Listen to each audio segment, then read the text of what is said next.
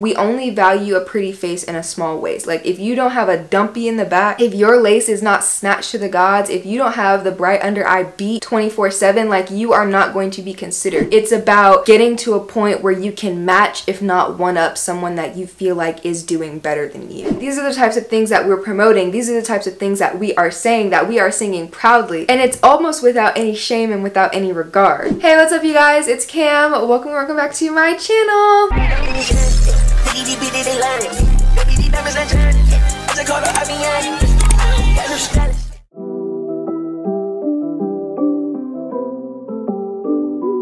Alright, so in today's video, we are going to be talking about how the city girl mentality ruined a whole generation of women. Now, I know that sounds very, very dramatic, and you might be thinking, Cam, what kind of conversation are we getting into today? But I want you guys to hear me out because I really do want to talk about sort of the way in which coming into like womanhood has largely been affected by this city girl, hot girl sort of perspective. So before we get into it, if you have not already, go ahead and subscribe to this channel, click the notification bell so you never miss another one of my uploads. You can also subscribe to my second channel, that is my beauty and lifestyle channel, and if you want to, you can also follow me on all my social media. Everything will be on the screen and linked down below. And without further ado, let's get into it. So I want to give a little bit of context to this entire video because I feel like it is such a jarring topic already on its own, but I just feel like it's an important conversation to have because I feel like it is something that not only affects us women, us girls today and like coming of age and coming into our womanhood, but it's also going to probably continue to affect generations to come, especially if we keep going down the path that we are going down currently. So the reason why I wanted to make this video is actually sort of tied to this idea of flued out culture, which I think gained a lot of sort of visibility a couple of months ago, back when a lot of videos started surfacing on the internet of women being flown out to different places by men that they were speaking to, and it would basically end in a catastrophe because they wouldn't want to give themselves up in order to reap the benefits of the trip that was being paid for by the male counterpart, and in turn these men were very, very upset and basically left these women to hang high and dry, drove them back to the airport, expected them to pay for their own flights back home, etc, etc, etc. It was kind of a hot mess. Like actually it wasn't even kind of a hot mess, it was a hot mess. And so this idea of flued out culture actually was popularized, ironically enough, by the city girls, and more specifically it was popularized by the rapper Young Miami, who is also known as Carisha. And so like I said, this trend was started by them, and it basically just means to be flown out to the city, state, or country of a guy or girl that wants to see you so badly that they're willing to drop a bag or spend money on you to get you out there. And then while you're out there, obviously they pay for your stay, they pay for your transportation, they pay for your food. If they're gonna buy you any lavish gifts, they pay for that as well. And then they send you home whenever the trip is over. And in most, if not all cases, it's usually a man who is flying out another woman. Or at least all of the cases that I was seeing and all the videos that I was seeing floating across social media were of men flying out women. And so my goal with this video actually is not to condemn anyone because I feel like people should be able to make whatever decisions they want to with their life. However, I do want to note the fact that promoting this idea that you should just be flown out by any random person that you don't actually really know in order to be receiving lavish gifts and things like that is actually quite dangerous, and I don't think it's something that we should be boosting and normalizing. But the reason for this video is because I do want to look at the ways in which this generation of women, more specifically Gen Z, have been affected and influenced by the ideas put out by various different female rappers. Because in a way, I feel like we do glorify this lifestyle because of the fact that it seems so glamorous and lavish and extravagant. And I think a large majority of the aspects of this lifestyle that is being promoted are things that we wish we could have or things that we wish we could do. And so it's almost a way for us to not only live vicariously through these female rappers, but also try to perpetuate the same things that they are in hopes that we can live a life similar to the ones that they do. And so like I said, I really want to get to sort of the root of the problem in this video because I feel like not only has this mentality done a great disservice to this generation in particular and what I feel like will be the rising generations coming after us, but I also feel like it has somewhat skewed our perception of womanhood and shown us the wrong way in which we should be attempting to operate in our womanhood, if that makes sense. And by wrong way, I really mean unhealthy and unattainable unless you are of a certain status or exist in a certain realm. So I wanted to take a moment out of the video to thank Dossier for sending me some fragrances to try out and review for you guys. I think one of the common themes you're gonna see throughout this video is about luxury lifestyles and attainability. And to me, what better way to experience luxury than at an affordable price, which is something Dossier is all about. They make inspired fragrances of popular designer fragrances on the market, and they sell them for a fraction of the price. You guys know how much I love fragrance, and it's even better when I can smell good without having to spend a lot of money. With Dossier, you're able to get all of the smelling good with none of the burden of high prices, and the inspired fragrances are actually so close, if not very similar to the designer ones that they're inspired by. Check out the description box for more info on how you can get your hands on some inspired luxury fragrance, and again, thank you Dossier for sending these over to share with my audience. The first thing I want to go ahead and touch on is the Glamorized Lifestyle, because I feel like a lot of us kind of want nice things. I talked about this in a video that I made earlier this year about Black girl luxury. Like, a lot of us want nice things. We want to be able to have a nice place to live, a nice mode of transportation. We like to be able to eat good food. We like to be able to dress nicely. If fragrance is your thing, we want to be able to smell good. We want to be able to look good. We want to make sure our hair is done, our nails are done, all these things. Especially as women, like sometimes, and depending on who you are, like it can require so much upkeep. Like it can be so expensive to be a woman, especially if you are someone that likes to be a little bit higher maintenance. I know for myself specifically, I have learned to do a lot of different things, and not necessarily in order to avoid paying for the service, but just because I want to know how to do them. And I think in turn, me knowing how to do certain services like my nails, doing my hair, like I can braid and things like that. I also can do my own lashes and all sorts of things. It prevents me from having to pay for that, and so in turn I save money. But a lot of women don't necessarily have the skill set to be able to do that, so you have to outsource in order to make sure those things are done, especially if it's something that you care about. If having your lashes done is something that you care about, you're going to have to pay for them. And if you can't afford to do them, then you either can't have them or you have to find a cheaper alternative. And I feel like with a lot of things, that is the reality of it all. But I feel like because of social media and how easy it is to see the things that other people have, and how easy it is to compare what you have versus what someone else has, and maybe feeling like what you have is not necessarily enough, or it's not going to be sufficient in order to do what you need to do in your life, I think that's where a lot of the problem comes from. And so we glamorize this lifestyle of these celebrities, and more specifically of these female rappers, because we feel like they have something that we don't. And it's so interesting in a way because they have this notoriety, they have this fame, it seems like they have this money, and with those things they're able to have access to certain places, they're able to buy certain things, they're able to do certain things that we as normal people simply can't afford. But of course, whenever it comes to supporting a particular celebrity, in this case female rappers, you kind of look up to them, or you want to be like them in some way. And I think a lot of those reasons are actually why we do end up glorifying this lifestyle that may not even be suitable or fit for us. And of course, we would never know that unless we lived it and realized it on our own, because seeing it through a screen and seeing it through the lens of social media makes it seem like more than what it actually is. And I think a lot of the things that we're told about, or that we hear in rap lyrics about living this certain lifestyle, I feel like we have bits and pieces of it, but we don't know the whole story. And I think a lot of the times they fail to tell us that there are actually other things in addition to what they're doing that go into actually getting this lifestyle, having it, maintaining it, and being a part of it. And so one of the most common things that I hear whenever it comes to this type of music, and sort of the behavior that's being perpetuated throughout these lyrics and what these girls are saying, it's almost like they want us to become modern day scammers. Because if you really break down and analyze some of the things that they are saying, it's actually quite bizarre. I was talking to a friend one night in preparation for planning this video, and when I was kind of bringing up this idea, we went and searched some of the lyrics, and I kid you not, I forget what song it is. Hold up, let me see. Okay, so the song is How to Pimp a Nigga by the City Girls, and the specific lyric that I just thought was so bizarre and so funny that we've normalized. It's more funny that we've normalized it, less funny that it's a lyric, but more funny that I feel like this is the mentality that a lot of women tend to hold, especially nowadays. So the lyric is, I'm gonna show you how to pimp a nigga, make him think you love him, take his money, then you dip on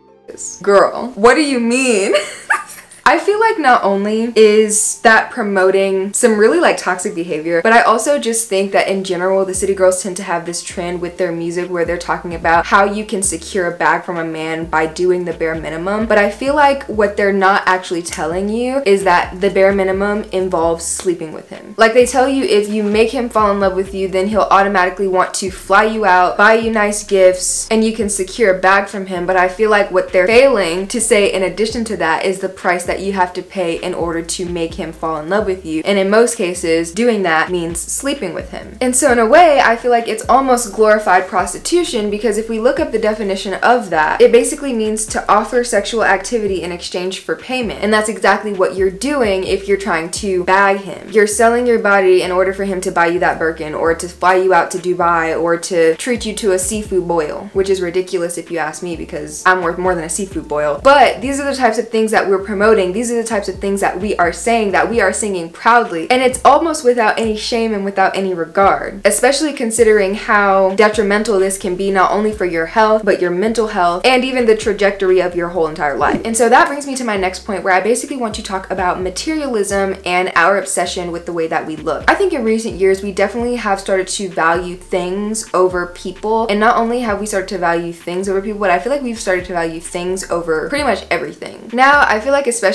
having social media and being able to actually flex on other people, having nice things can be a status symbol. It basically gives a clue about what tax bracket you're in, all the different other types of things you could be affording. And I think keeping up a certain lifestyle obviously is going to be quite expensive. So if you're able to buy bags, like designer bags, designer shoes, designer fragrance, you're able to have your 360 HD transparent Brazilian wavy 30-inch bust down with a middle part wig laid every 2 weeks, like without batting an eye. You have your nails done consistently, toes done consistently, lashes always done, ain't nobody ever seen you needing a fill. Like, it is pricey. It is really pricey. And I think not only having nice clothes and nice bags, nice shoes, all of that stuff, I think it can be important if you really have a desire to be presentable always. But I think the way in which it exists in this conversation is very, very materialistic, because I feel like a lot of the things that people go out and buy, people have, people flash and show off, are things that you don't necessarily need in order to live a fulfilling life. Now, this is not me saying that you can't have nice things. I personally love me a good nice thing. However, I feel like what's being perpetuated in a lot of this rap music, whenever it is considering how many bags you have and whatever the case may be, is the fact that the amount of bags you have or the amount of designer clothes and things like that that you have determines your worth and defines you as a person, when that's not necessarily true. And I feel like whenever it comes to materialism and whether or not people are materialistic, I think this plays a very, very large part into that, because people are constantly trying and striving to have the best, to have more, to have something equivalent to what their favorite female rapper has, to have something equivalent to what their favorite IG model has, to have something equivalent to what their favorite male rapper baby mama has. Like, it's not about making space for yourself and doing the things that you like doing and enjoying the things that you like doing. It's about getting to a point where you can match, if not one up, someone that you feel like is doing better than you. And I think we consider body image in the same way whenever we talk about things like BBLs, plastic surgery, nose job, getting veneers, and other procedures in order to enhance yourself or make yourself look better. It's all coming from a very, very vain place, because I think there is this standard that has been subconsciously implanted into the minds of like every woman at this point, at least in the US, if not around the world. I think I want to speak more specifically for the US, and more specifically even for the Black community. I think there is this idea of what we have to sort of be and live up to in order to be highly considered by who, I don't know, but in order to be highly considered. And I think it's poisonous, because we only value a pretty face in a small ways. Like, if you don't have a dumpy in the back, if your lace is not snatched to the gods, if you don't have the bright under eye beat 24/7, like, you are not going to be considered. You are not going to be someone that is put in the raffle to be chosen by a man of status. And when we talk about men of status, we really talk about athletes and rappers, because I think that this idea of beauty is a little bit more flashy than a lot of people would go for, but I do think it is within a very, very specific niche and category of what is considered and deemed beautiful and attractive. But again, like I said, I feel like we do this in order to feel included, in order to feel a part of something, in order to feel like we can run in the same race with these women who we believe are very prominent, or at least very prominent and popular popular in the specific community that we identify with. And I think as Black women, or at least for me as a Black woman, I kind of understand that there is a very, very particular Black woman that is considered to be attractive. She usually looks a very, very specific way, and it's almost like you feel if you don't line up to that, or at least match up to that in some way, you feel like all hope is lost on you, when I don't necessarily think that's true. But I think social media and being chronically online puts us in this bubble sort of mentality and mindset that if we're not like this person, or if we don't have what this person has, or we don't look like this person, then we are worthless. And that's simply not true. And so jumping off of that, I do kind of want to get into this sort of idea of hypersexualization and how music influences the way that we think, act, speak, and live our lives. And so I think music has always had a very, very interesting role in society, especially considering the very, very subconscious nature of it. I feel like a lot of people don't realize how much stuff is underneath music, how much subliminals are underneath music, and the fact that when you're singing certain songs, when you are getting hyped to certain things, certain lyrics, you are literally speaking things over your life. Words have so much power. I feel like people do not understand how much power words can have, but that is not the conversation for today. I just want to kind of play on this idea that music has a very subconscious nature about it, and I feel like that is probably one of the primary reasons why it affects us so much in those particular categories. And so there was a period of time where music that was put out by female rappers was so very overtly sexual. And this is like during this quarantine, like 2020-ish, like 2019, 2020,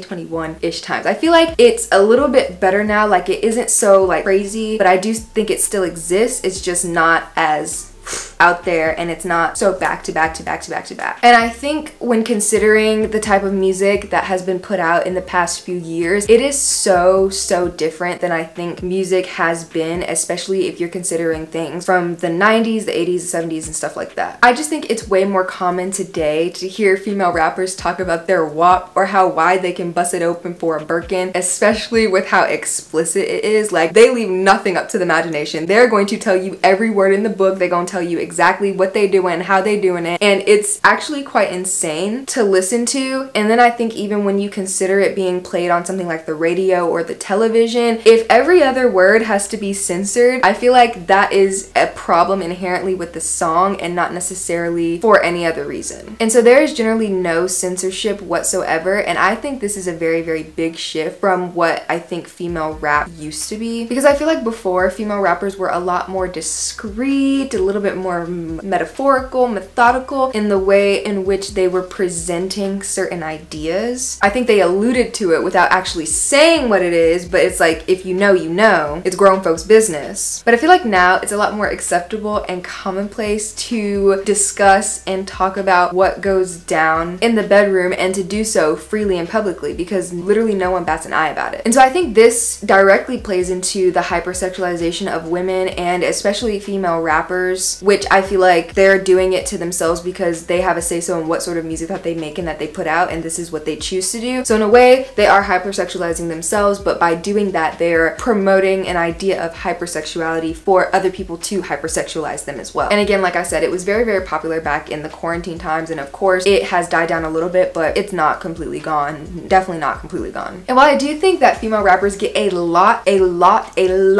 like disproportionately, it's massage more, I know. Disproportionately, they get a lot more backlash about explicit music than men do, especially whenever it comes to sex and drugs and other activities that may or may not be legal. I do think that both of these categories have an exponential rise in explicit topics over the course of a few decades or a few years. Like, it is very, very linear, and they so closely parallel one another. And so for me, I feel like both groups have become arguably too explicit over time. Music is no longer sensual with a mystique quality around the idea of sex. It's just straight up not safe for work. And so when I think about these two things playing right into one another, I think that music definitely plays a very large role in the way in which we perceive ourselves, in the way in which we perceive others, obviously in the way that we live. So when our music is talking about how to bag someone by selling our body, or the only things that we should care about is having things and having a nice body, and things that fall underneath that same umbrella, I think that is very detrimental and is a very toxic mindset to teach to younger girls, teenage girls, young women, because these are people that are trying to come into their womanhood. These are people growing up, and we're implanting ideas that there's only one way to exist as a woman, especially if you are in the Black community. And I don't think that by perpetuating these ideas we're doing anything good for people trying to grow up and find a secureness within themselves. Like, it just sets such a bad example. And I don't want to say that these people can't necessarily be role models, but I think it's really important to look at how someone is sort of representing themselves when we go about choosing the people that we want to look up to, and choosing the people that we're letting our kids, if you do have kids, look up to. Because while I do think that there are multiple ways in which Black women can exist, like, we're not a monolith. I should put on a shirt.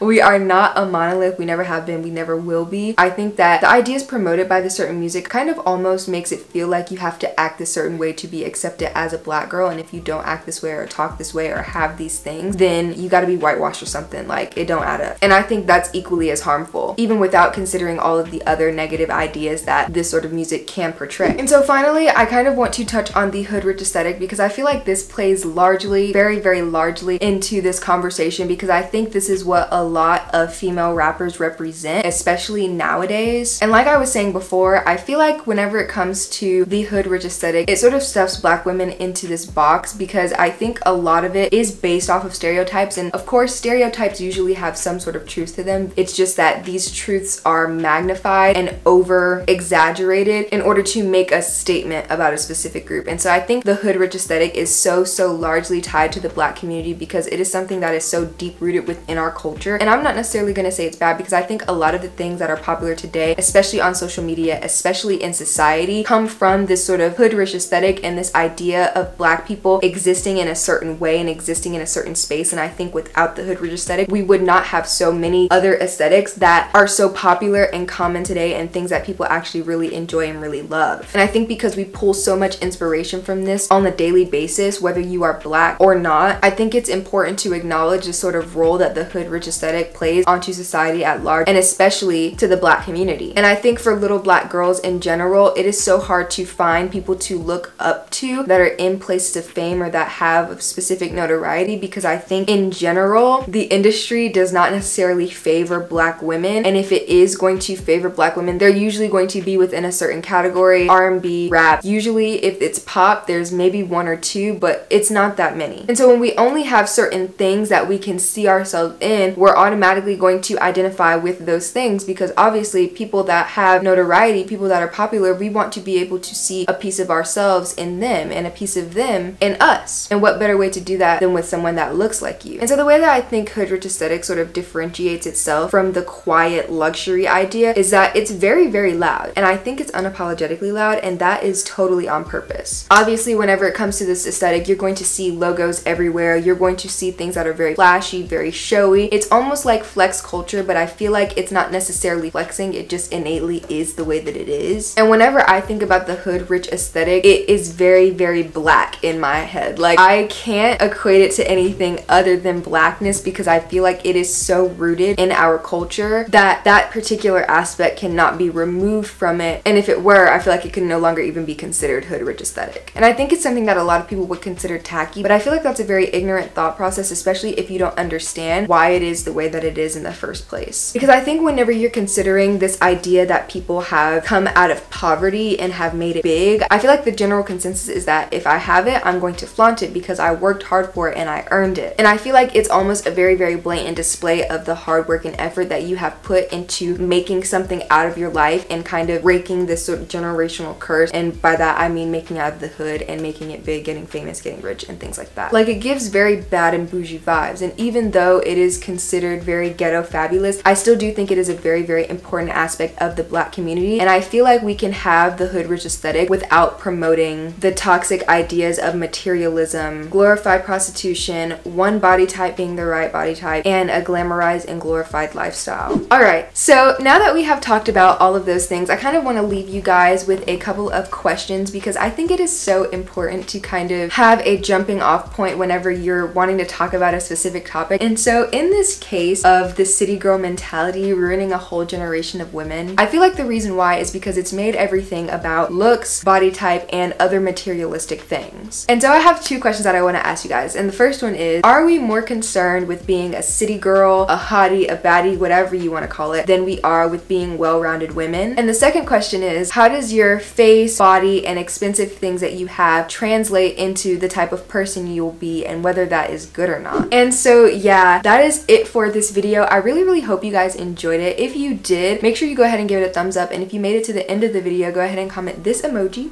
so that I know you have made it to the end of the video, and I will absolutely love you forever. And if you love this video and you want to see more videos, go ahead and subscribe to this channel, click the notification bell so you never miss another one of my uploads. You can also follow me on all my social media. Everything will be on the screen link down below, and you can subscribe to my second channel, that is my beauty and lifestyle channel. And before I go, I just want to give another quick shout out to Dossier. Thank you guys so much for sending me the fragrance. I feel like Dossier is such a great company if you want to invest in some fragrances without actually breaking your bank account and killing your budget, because they have these inspired fragrances from designers that are very popular. Like, these are perfumes that you can find in Ulta and in Sephora, and they're very expensive. They can come at hundreds of dollars a bottle, and you can get them for such a low price, and I think that is absolutely dope. Like, it is opening up more luxury things for people that may not be able to afford a luxury price, and so I absolutely love it. And on top of the fact that they actually really do smell very close, very similar, if not the exact same as some of these fragrances, like I will be the first one to tell you. It is amazing, and I love wearing them. So thank you guys so much for watching. I really truly do appreciate it. I hope I can see you next time. Don't forget to be the light, and I'll see you guys later. Bye!